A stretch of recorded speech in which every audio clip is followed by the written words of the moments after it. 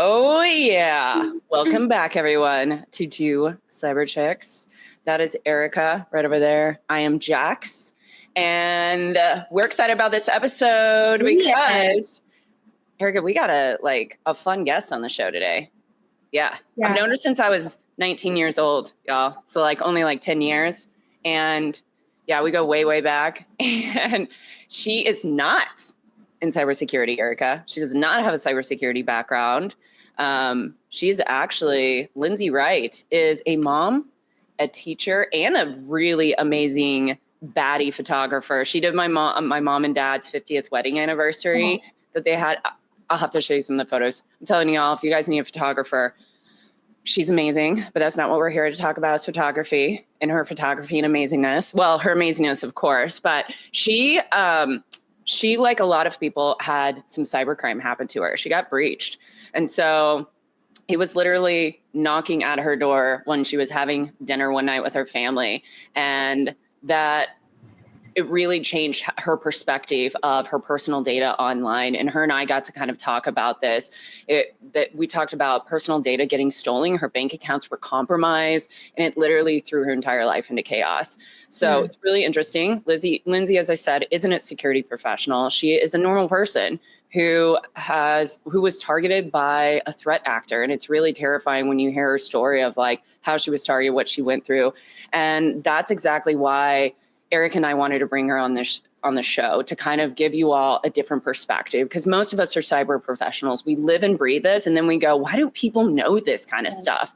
And so we're going to get to hear it firsthand. It's going to be exciting. In this episode, we'll be pulling back the curtain on what it's like to live through a data breach from somebody who isn't in the cyberspace, and how she fought back. What did she do? What were those lessons learned along the way, and how she protects herself now and protects her family. So I'm excited about this. Yeah, this is going to be a good one. We hear so much about how it impacts corporations, and we haven't had an episode like this. And I know so many of us are in that vulnerable position. What would we do? So I'm so excited to hear Lyndzey's perspective. Let's bring her on. Let's do it.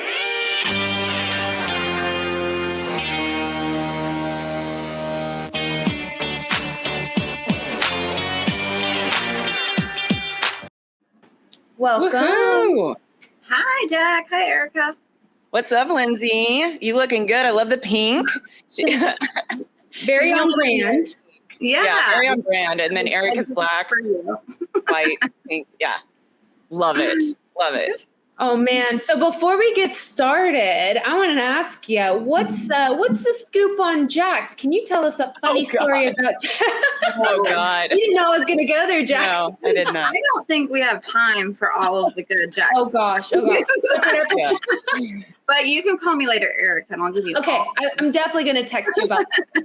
Okay. But hey, before the breach of your data happened, how was your awareness of cybersecurity, online safety? Is it something that you actually thought about? Were you just seeing things in the news hey, I should do this with my passwords, or hey, I shouldn't put my password as 1234 for everything? What was your general knowledge of cybersecurity? How did you feel about it? And was it something that you actively actually thought about?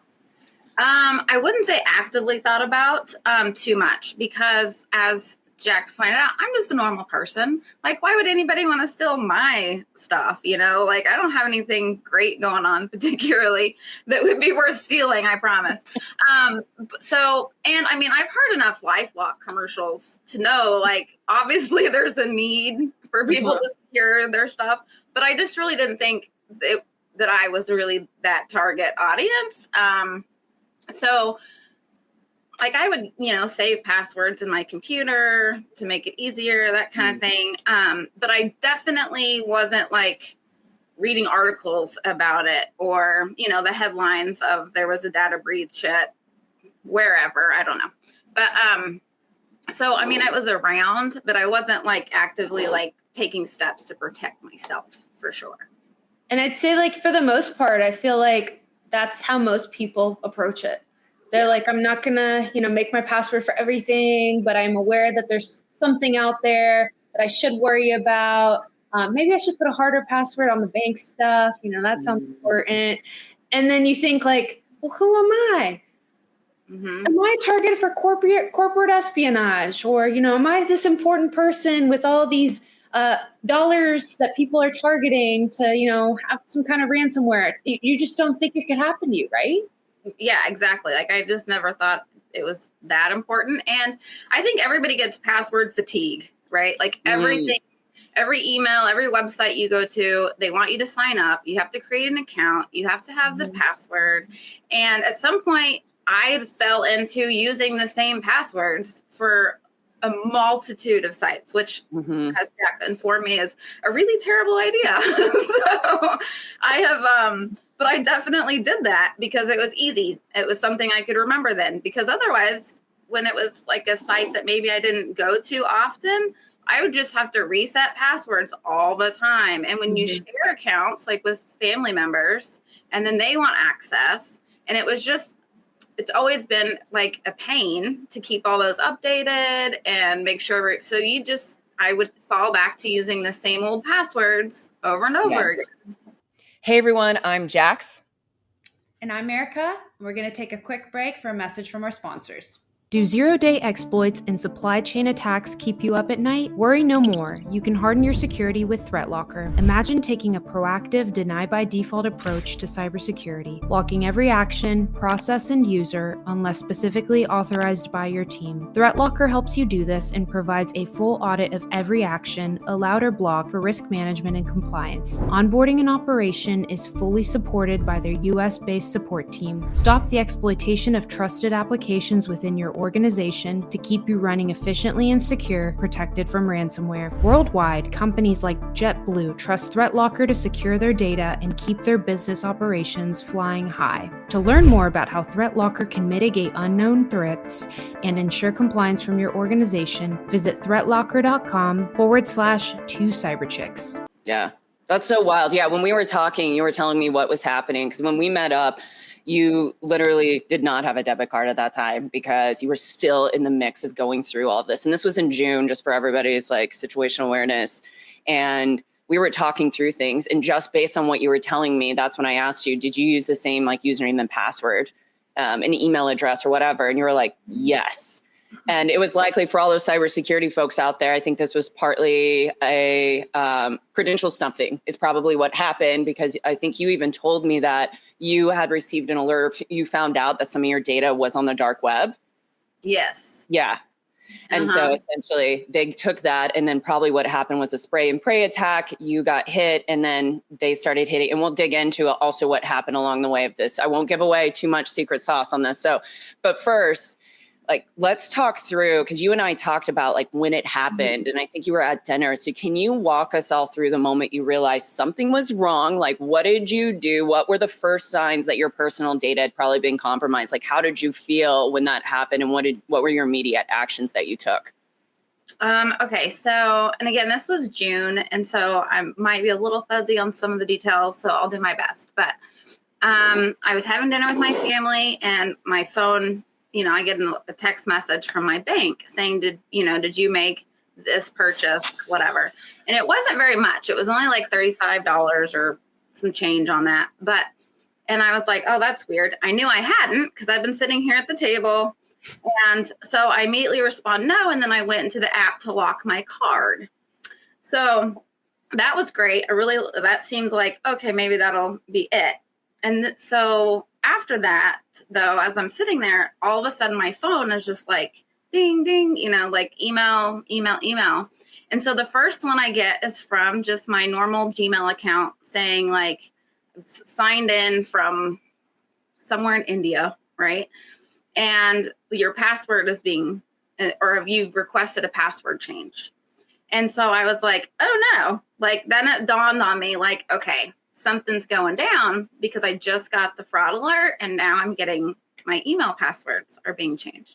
So I get up from the table and I'm like, guys, I'm being hacked, like so dramatic. I gotta go. Yeah, I gotta go. So I go into my computer, and so I'm like, frantically opening it, and I was already logged in, so I hadn't been logged out. And so I go in and I try to go to the settings, and I see that like they've changed like the backup phone number already. The backup email address is different. So they're like They're moving fast. They're actively changing my account settings and all. So I went in, changed everything back to mine with log out, log back, all the stuff, try to get them out. But as I'm in there, they're logging me out each time. So I'm having to log back in. I reset the like secondary or backup email to my husband's email so that, because my other one at the same time, I'm getting an email from my business email account saying the same thing. My photography studio email. And that's all like on a business Google account. And so it already has it has a ton of stuff linked to it for client software and just a bunch of stuff, third party, things. So as I'm trying to do that, I'm getting email after email that all these accounts are passwords are changed, contact information, 2-factor authorization turned off. Like, it's just, I was so overwhelmed in like the first 10 minutes. And I felt like I was literally fighting with them in real time. Like, I'm changing things and then I'm getting logged out and then I'm logging them out because it will show me where I'm logged in at, and I'm getting rid of them. And then they're logging me out and I'm getting back on. And it was just like, I couldn't keep up with what was happening. Wow. Because it was now like 3 different, accounts that it was happening to. So it was like really, really stressful. And I felt like I was so mad. Yeah. Like, my first was just like anger. Like, why are you going through my life right now? Yeah. Like, why me? Like, there's really nothing good there. I promise. Like, like, why me? And so I was so, you feel so vulnerable. Mm-hmm. Like someone's going through your home and you're standing there and there's nothing you can do to get them to leave. Like, they just keep going through all your life.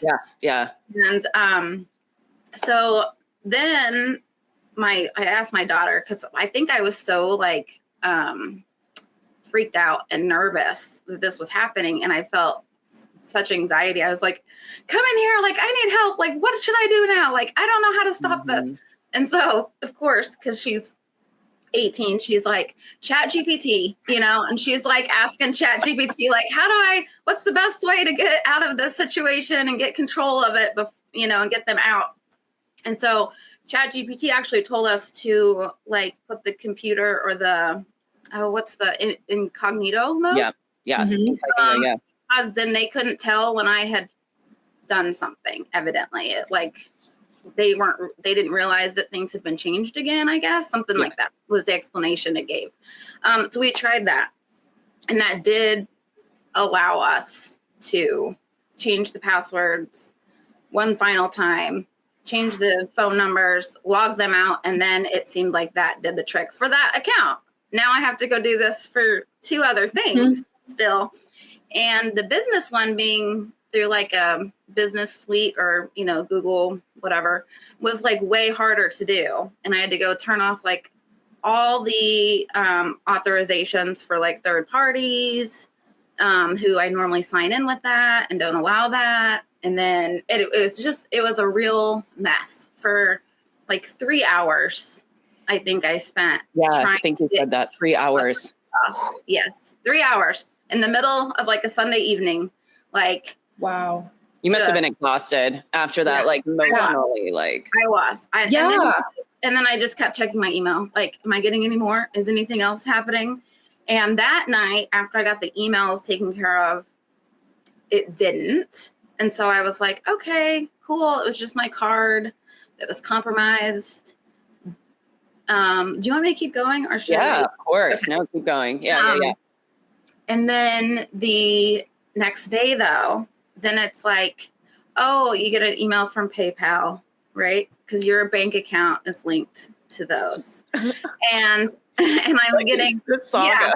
Yeah, and it just kept going. So then I realized, so then I go look at my bank. Okay, no, it wasn't just the card, because now they have accessed the actual account information from one of the various places that I've, 800 places I've ever shopped or attached my card. Also pausing. Also, when you and I talked about this, I asked you, do you think you use the same username and password for that account as well? And you were like, probably so. Probably. So yeah. And they knew that because they probably thought, okay, if she has this, let's try that username and password on all the other accounts that could have integrations into the bank. Right. And yes. Or they looked at your email and they saw, okay, orders confirmed, and they saw PayPal and whatever else. And then, you know, they put two and two together. Yeah. Yeah. So then they know the email to use. And if they take a shot in the dark that it's one of the other 3 passwords maybe that are connected with anything, then they're good to go. So it was really stressful, but I didn't realize, and I think this is the other thing, when you have used the same passwords over and over again, but yet they're in your phone, like you're not actively using them on a day-to-day basis. My phone is just scanning my face to let me in a lot of things. I couldn't tell you what some of those passwords actually were because I'm not using them. So it didn't click right away that oh, that's the same password there. I got to go change that. Oh, that's the same password there. I got to go change that because they're not normal things I'm putting in every day to remember that they're the same. I couldn't tell you the last time I'd changed some of those passwords. So they'd been in there for a long time. But so then like, you know, some transactions came out of the bank account. They were using PayPal to route it, I guess, or to go through PayPal to take money out. So, which they were good about it. I reported it as fraud. And then of course I went to take off the bank account from PayPal and Cash App. And then I was really thinking about all the things my account was tied to. And as I went through those, it was interesting because the PayPal one, they had set up like a reoccurring payment on.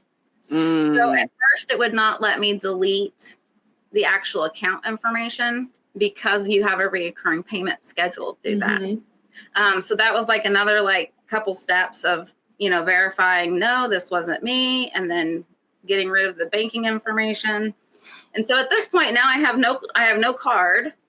And now I'm realizing I've got to close down the whole account because it's out there. It's, you know, and so we go to the bank and they were really great. So I can't complain about that, but they froze that account, but yet we could still see or approve things depending on, because until this happens, you don't, or at least me, the average person, normal, as you said, which was very kind. Don't get that often. You don't realize how many things are tied to your accounts. Yeah. It's so common now to just put in a card number, put in a bank account, and then it's might be a one-time use thing. And then there forever though. And you don't even remember that you ever used that website or that, you know, store online. So it was very interesting to go through and find all the things. And then my computer started on the alerts, like these passwords have been compromised on all these sites. And it was like 30. I mean, it was like some of them are really random and don't matter. You know, like the national parks account or whatever. Like there was no account, like bank account tied with that, but the information had been taken.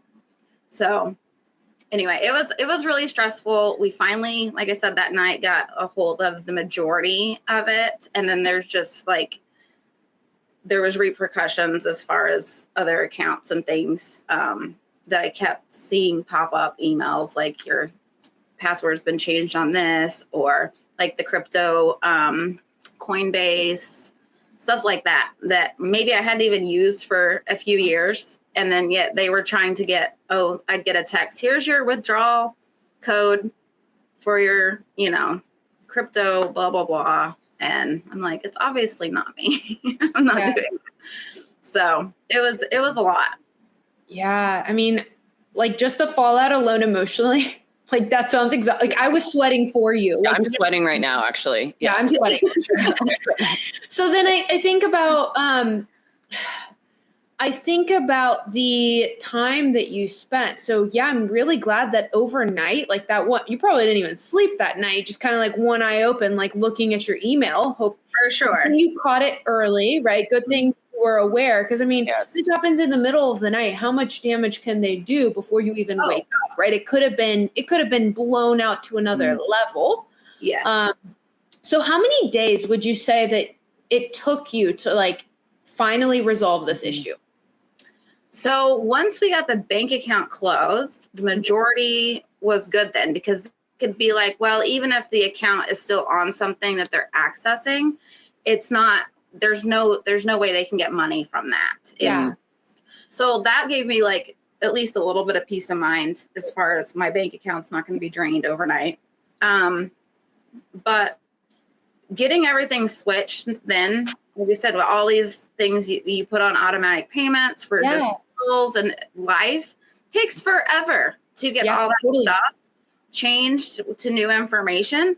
Some of them you just forget, again, that are even connected, or that you even have that bill, because you don't physically look at that for maybe months at a time. At least I didn't. I wasn't like super on top of like, oh, the water bill is on this date, and auto draft. It's like it's going to come out when it comes out, and so you don't think about all the details. So I would say, I think it was yesterday I got a fraud from that original account. Like, did you make this transaction? So like 4 months? Yeah.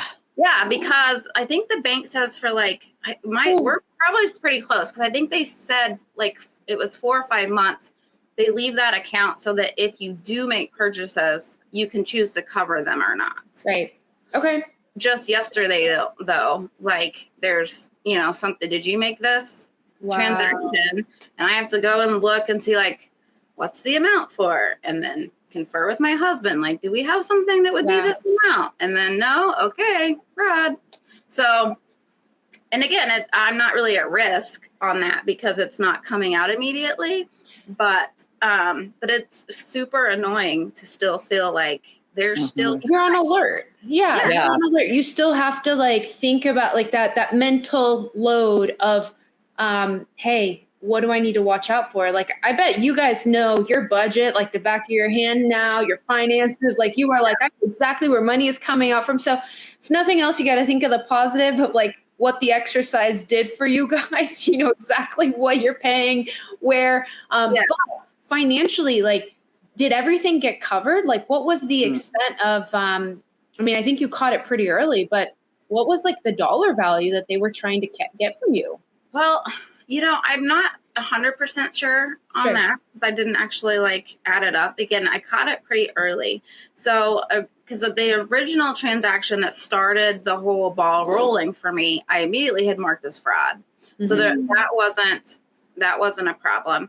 The PayPal thing, I didn't, I think there was like only like 3 payments that they had taken out and then set up that reoccurring payment. I'm sure after the first 3 went through, they're like, okay, great. We'll just make that a reoccurring, because obviously no one's checking that PayPal account very often. And so I'm sure that's, and they weren't large amounts from the PayPal. I think it was like $11 and some change or something, but it was like set up for like every week or what, which I was like, wow, that's really smart, because most people, which is I think what happened to me, I saw it and I was like, oh, that's weird. I wonder what that was for. And then, you ask, I send a text to my husband, and I was like, hey, did you buy something with PayPal for this price, like at this website? And he's like, no. And I was like, okay, that's fraud then. So it was just, but I wouldn't have noticed that previous. If they would have started there, it actually, not to give anybody advice, to rub me, but if they would have started there, it would have went unnoticed for a much longer period of time, for sure. Yeah. Because you even told me too that they were doing like small charges even before the attack happened in June, like $1 or something had hit you, and you were like, I didn't think anything of it. I just, and they'll do that. Actors will do that. Threat actors will do that to test and see if you're paying attention. And if you don't alert it as fraud, they're like, okay, they might do it again, might increase it, and then do a full scale attack. Like what happened to you? Oh my God, it was wild. So you've obviously, and you shared some of this, have already started changing some of the things that you're doing. Like you are more observant of charges that come in. For sure. you're no longer, it sounds like you're no longer using the same username and password on all of your accounts anymore, which is good. No. As inconvenient as it is, I'm letting my phone pick all the hard passwords. I was going to ask, that's your password manager then, is your phone. And you have an iPhone, right? So it has like, and they came out with a really good feature on this for anybody it's not iPhone users that really does a good job. It's basically an internal password manager that they came out with, which is extremely helpful. Besides those things of being more observant and paying attention to charges and having a better password manager, what other habits have you done, like shifted in habits or maybe tools that you're using now to make sure that this doesn't happen again to like you, your husband, your family? Are you teaching your kids about it now? For sure. We've talked about like, okay, I know that password that you've been using for whatever is super convenient because you know it really well. And like it's easy. You haven't changed it in 5 years. Yeah. Exactly. But please don't do that. You need to change it. Maybe change it like once a month just to keep it, fresh, and then use the password manager on their phones. Same thing. So besides using the computer-made super random ones, I've also like for things that I do access a lot on my phone and my computer, because otherwise that's the only issue I have with the password manager before was like, oh, well, now I want to log in on my computer and I got to go find the crazy password and put it in. So instead for those, I have been using like completely unique to whatever it is, but more complex for sure, but phrases misspelled maybe on purpose in certain areas, things like that, so that it's not as easy to just come up with what it would be for the passwords. I'm also just way more aware of where I'm putting my information in general. Like, do I really need to create an account for this site? Do I need to put my bank account information on here? Oh, maybe I'll just use my Apple Pay virtual card instead, so that if there is a breach, it stops there, because I know that is updated periodically. And so it's not good always, like that code or whatever they have on that is not good a month from then. So it wouldn't go anywhere. Have you been... Being a mom and like a teacher too, and you're around like other moms and your brother, have you noticed you've been advocating more? Have you shared the story more about what happened and like offering recommendations to them? Or is this mostly like internal to your family and everything? I would say when it first happened, I was definitely like, people are like, hey, how have you been? And you're like, I've been okay, but I've been really busy this week and it's really stressful, and, go change your password. Like right now, whatever you're on, just go change your password. Somebody is trying to get your $11. $11.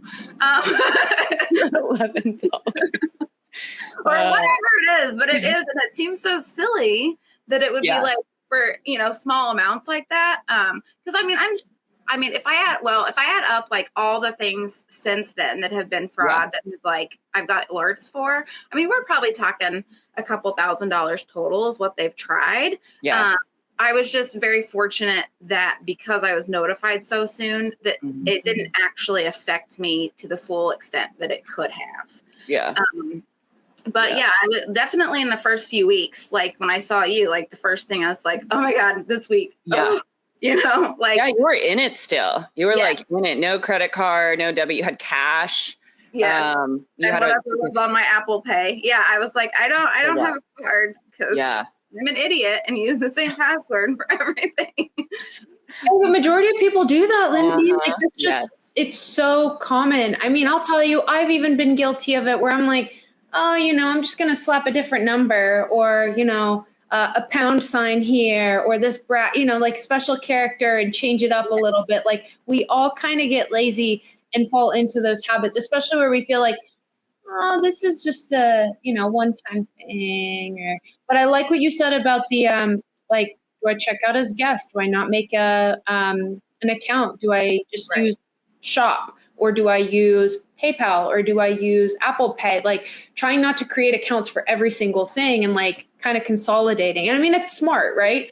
And then I like the tip that you shared about also using maybe phrases. So like phrases that are unique to you. I've also heard good tips about like song lyrics, or like a phrase and using the first letter of the phrase or the saying, right? Like to help you kind of like remember it. Yeah. Sometimes we listen, I've been guilty of that where I'm like, it's just so complicated. I already forgot. Yeah. I'm like, I don't know. Reset password. Yes. And that's what I say. I feel like a lot of people, you're just like, I don't have any more passwords. Like I don't know any more passwords. So I think it is, I realized that like, it's easy to, get lazy with it. That like, fatigue and I'll reset it later, or I'll change that later. And then you don't ever change it. Well, I mean, none of us are perfect, right? So we're gonna fall sometimes. And if you had like one sustainable, like something that's actionable, that is a sustainable like habit for people to form, like what would your advice to anybody that's listening to this be? Definitely set up alerts for all those things. So like on my emails, I did have alerts for like if the password is changed, which I noticed you can turn on and off. At least on mine, there was an option for that on one of them at least. And so, which I was surprised when this all happened. The reason I found that out is because they had turned it off along with like the 2-factor. So as they were changing things, I stopped getting some of the emails while we were fighting back and forth over control of the account. And so make sure that you have that little toggle switched on. You need to be aware if anything is changing on your accounts, on emails or, bank accounts. Definitely make sure that you have a bank account where you can turn on and off your card too. Because even if you're like, oh, no, I can't find it. Where did I put that card? Did I have it in my pants pocket or was it in my purse or whatever? Well, until you find it, then you can turn it off. So some of those things, companies, banks, whatever, are doing for us, but we're not always using them to their full potential. So check what security settings there is, I guess, for the normal person like me, who some of the times you read that, the options even, you're like, I don't know what that means. Things, like, but yeah, I think just making sure that you stay on top of that stuff. Check your bank accounts. Check your PayPal stuff. Make sure, or Venmo, or whatever it is that you use, that anything that's linked to your bank account, we as victims or potential victims have to do a better job of like being aware of what's going out. Because those small incremental things that would add up dramatically over time. And it's sad, but I guess the actors, as you say, they're smarter than a lot of us when it comes to all of this. They have all the time on their hands, Lyndzey. They're sitting there. There might be 3 of them just tackling your account. So that's why you can't keep up, because they're like, they're all sitting in one room. Yeah. Great. That helps her with her dreams. Now. I just remember being so mad, and then trying to, again, as I'm getting locked out, trying to come up with a new password right then. And at one point I was so mad. I made the password FU. I was just like, I was so mad. Like, I was like, I hope they can see it. So good. Yeah. These messages are getting more and more sophisticated. I mean, I probably get 10 pieces of physical mail a week from some hospital, from an anesthesia bill, and they're using my name. They're throwing some payment link on there. And I mean, I know like my orthopedic surgeon had sent me a thing that they had a breach and my data was part of it. And so for the past couple of years, I've just been receiving all these bills. I know, but what if I hadn't opened that one piece of mail that told me to watch out for this? Like, I could have probably said, $20 here. Yeah, I owe you $40 here. And then the, I think we talked, Jax, about like the toll ones that have been coming out. Yeah, that was one not on my phone, but speaking of the mail one, it was from an attorney. And I actually got 3 of them at my last address in DC. And I actually thought it was legit. But then something was like, I don't know if this is legit or not. So I Googled it, but there was nothing coming up online. But what was interesting to me is that it was like a toll that I didn't recognize, but it was like, it looked completely legal from a law firm. I was getting it submitted to the credit bureau.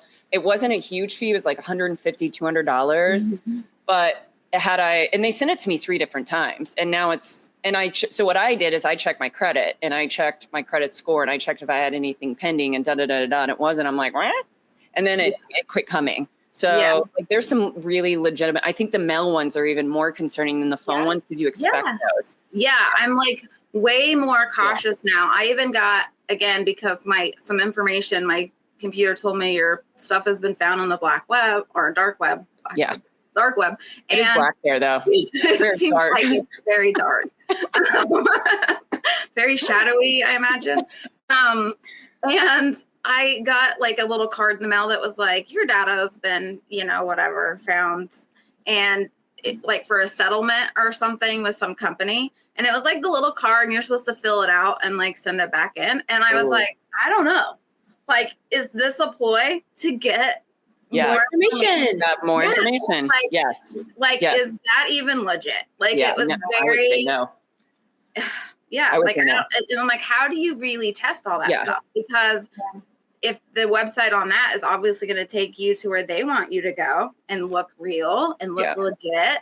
And so I'm very skeptical now of like everything. That's as you should be. Yeah. Look it up. I always look potential scam and I look it up. And sometimes there's a Reddit board about it or something like that. All right. Well, we're going to have to wrap this, unfortunately. Okay. I know we want to keep talking about this. And I would say, Lyndzey, that we would bring you back, but that would mean you would have another data breach. So we're hopefully never going to see you again, everyone. So you're never going to see Lyndzey ever again. Lyndzey's going off grid, guys. I'm like, I learned a lot on this. So thank you so much for coming on the show. You're amazing, Lyndzey. Thank you for all your help. I appreciate it. All the insight into the unknown cybersecurity world. Yeah, you're amazing. Thank you. Thanks for sharing your story. Yeah. Thank you. Bye-bye. Bye. Whoo, that was awesome, girl. Awesome. Oh, wow. Yeah.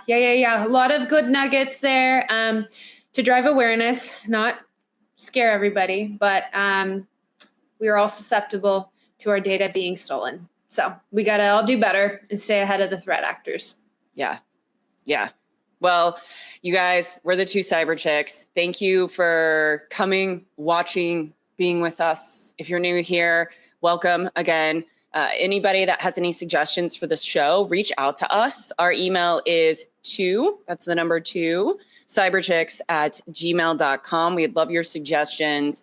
Also, make sure you hit the like button, subscribe, share this with the others. And to our fans out there, you guys are amazing. We love you so much. And we'll see you in 2 weeks. See you soon. Bye.